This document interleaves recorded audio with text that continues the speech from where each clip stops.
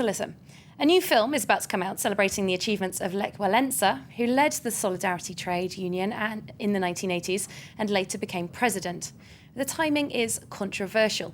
Recently, the country saw its biggest social protest since the 1980s, and it was dominated once again by the iconic red banner of Solidarity.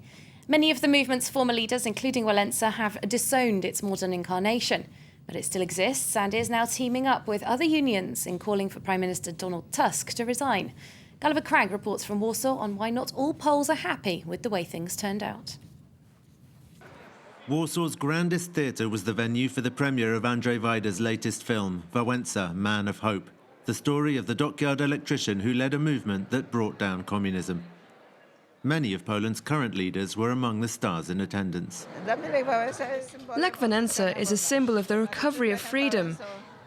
Before Wałęsa, I didn't live in a free country, and after him and the events that led up to 1989, I live in a free country. And in a country transformed by capitalism. Warsaw's bright lights and busy streets testify to more than 2 decades of uninterrupted economic growth. But not everyone nor every town has benefited as much. This is me with Wałęsa, amongst others, which is nothing I should be proud of.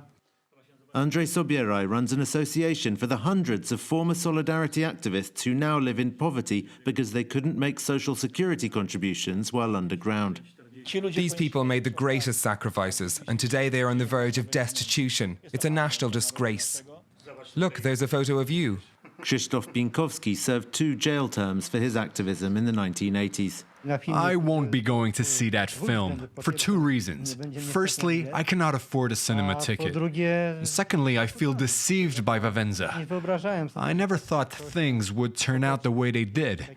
Thanks to shopping centers like that one opposite, my wife and I had to close our shop. Our cost outstripped our revenues. Krzysztof has no job and no pension. His family live off his son's disability benefit, less than €200 a month. Unemployment in Radom, just 100 kilometers from Warsaw, stands at 22%. The national rate is 13%. Polish job centres are full of ads for work abroad, not an option for Krzysztof. But if it weren't for emigration, the unemployment rate would be even higher. Discontent with the government's economic and social policies is mounting, and it is once again being voiced in large part by the Solidarity trade union. We are still fighting for our demands. Solidarity trade must live and fight on.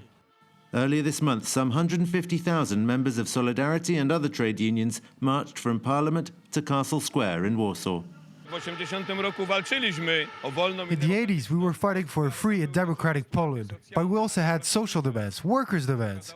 But what we've got is not capitalism with a social face, but simply 19th century style capitalism, and that's got to change. Even some champions of laissez-faire economics admit the protesters have a point.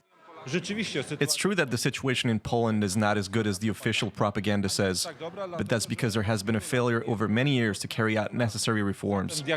So the trade unionist diagnosis is mostly correct, but the solutions they propose to these problems are wrong.